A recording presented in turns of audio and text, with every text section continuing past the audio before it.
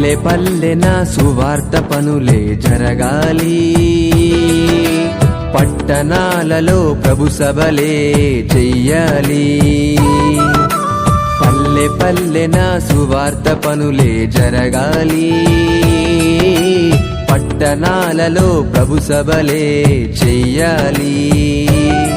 ప్రజలందరూ ప్రభుని నమ్మాలి, పరలోకమే ఉన్నదని తెలియాలి.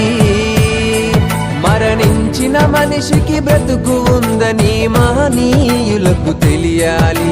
క్రీస్తు ద్వారానే స్వర్గముందని ప్రతి మనిషి తెలుసుకోవాలి.